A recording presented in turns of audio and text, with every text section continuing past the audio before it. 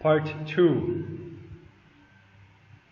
So later on, I plan to talk about how and why he changed the capital to Constantinopolis.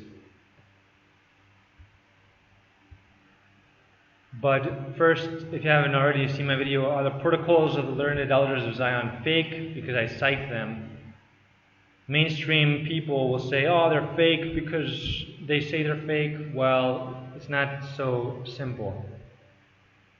So here I am citing them again. They say it is precisely, actually they say, does this thing that they were talking about not obviously prove the low level of development of the non-Jewish Goy mind as compared to our mind? It is precisely the thing which guarantees our success. How far-sighted were our wise men of old when they said that to attain a serious object, one must not stop at the means, nor should one count the victims sacrificed to the cause. We have not counted the victims from among the Goyim, those seeds of cattle.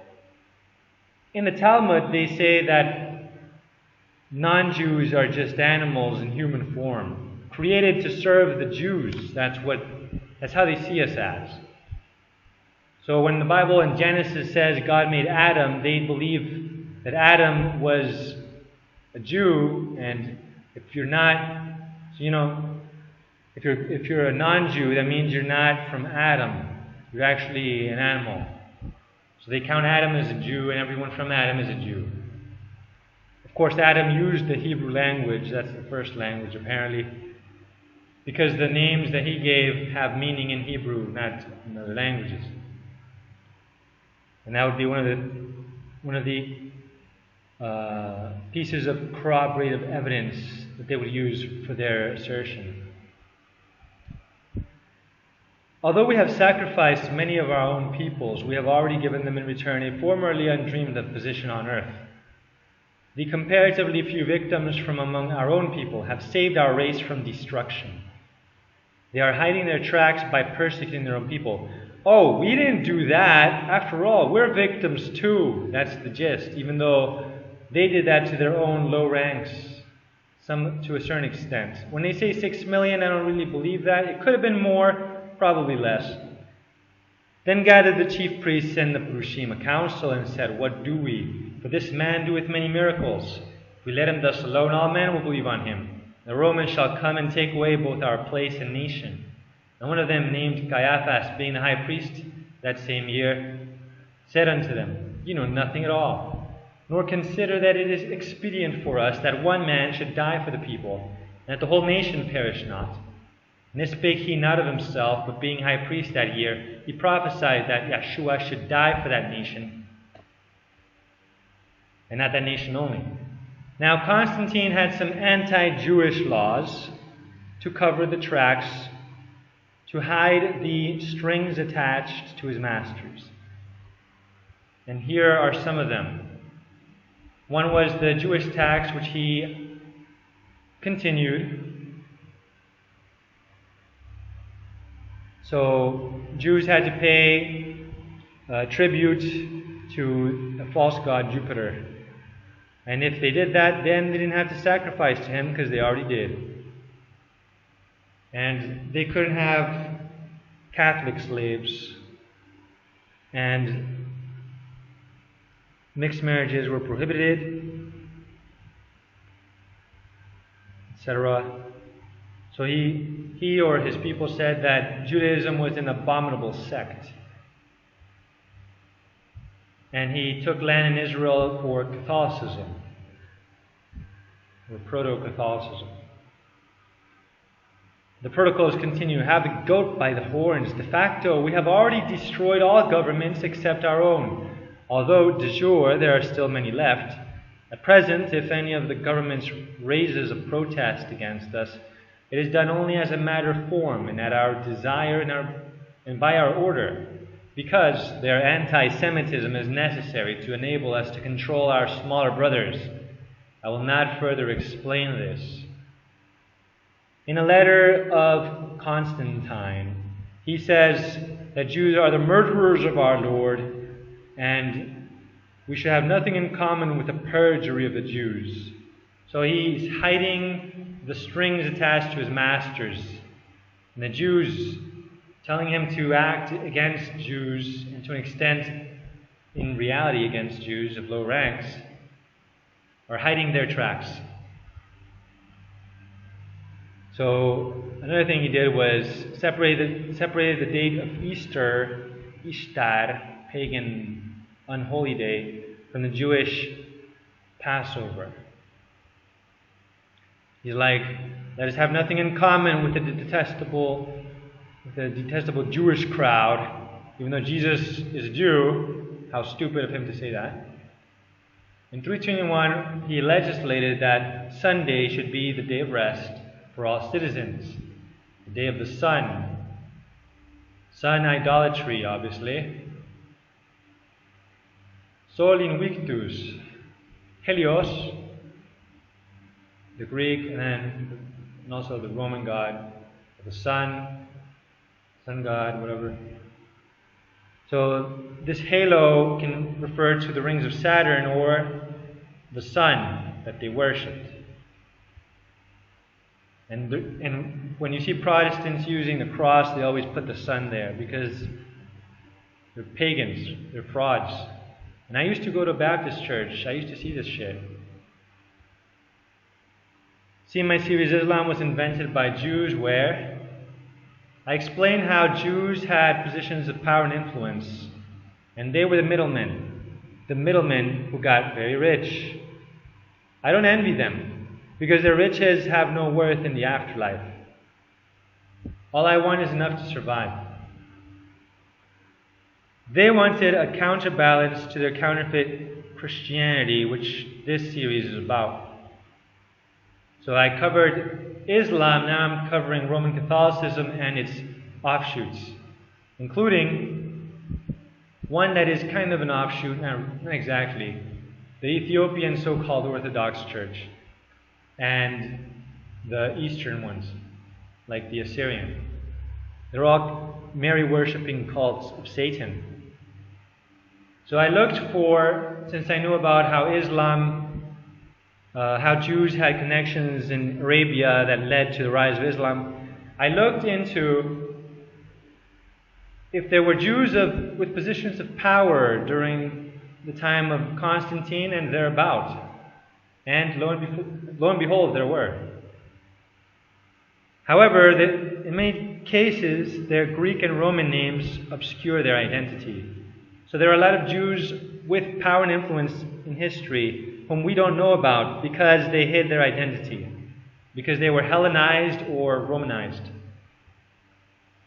So here you have some examples, but I'm going to focus on the most prominent, Tiberius Julius Alexander.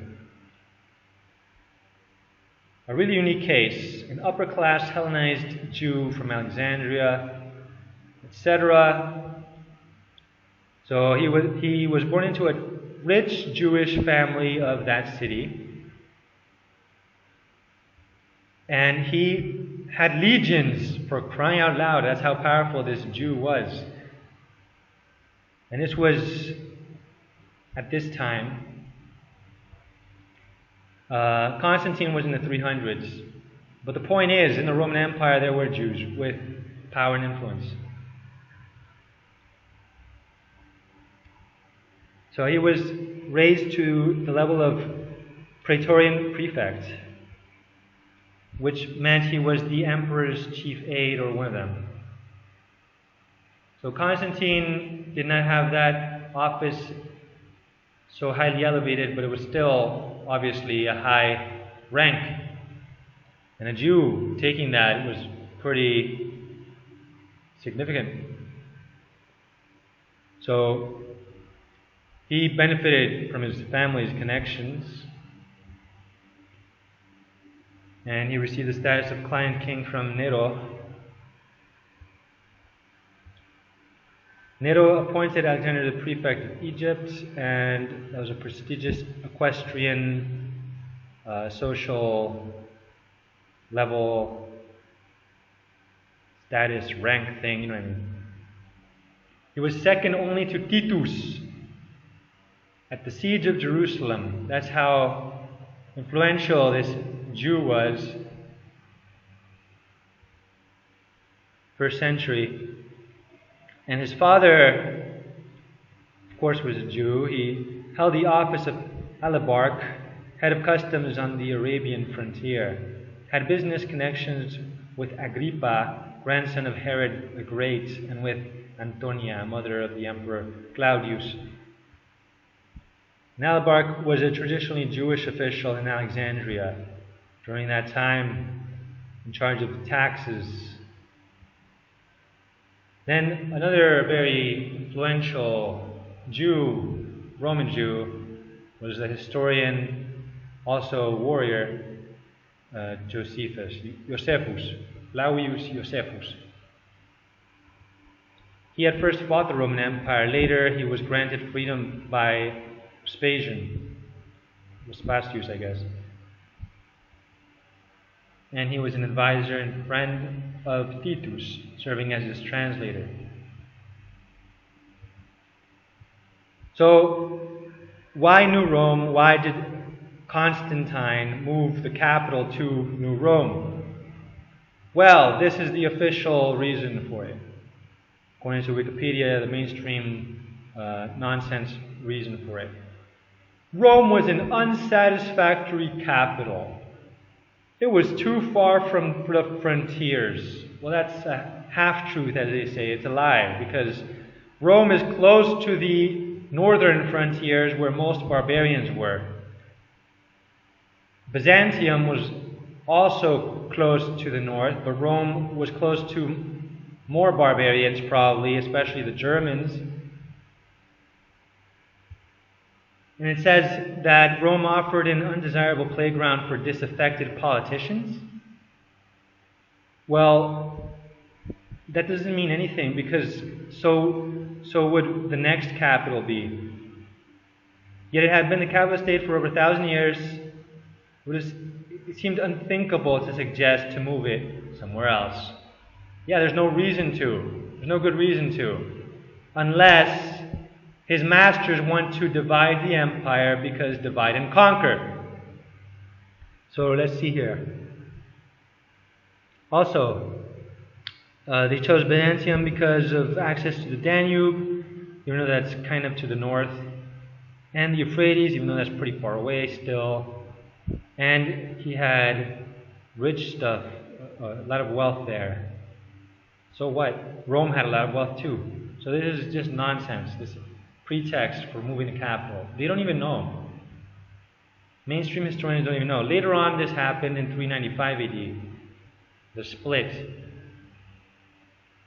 So pars occidentalis, pars orientis. The east and the west. Why did the Jews tell him to split it? Because they wanted to destroy the Roman Empire.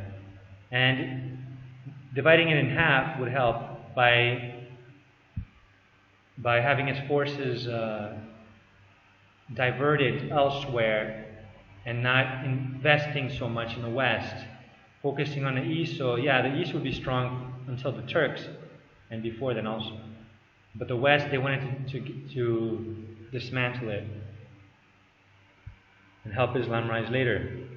They saw way ahead into the future with their plans. They think centuries ahead.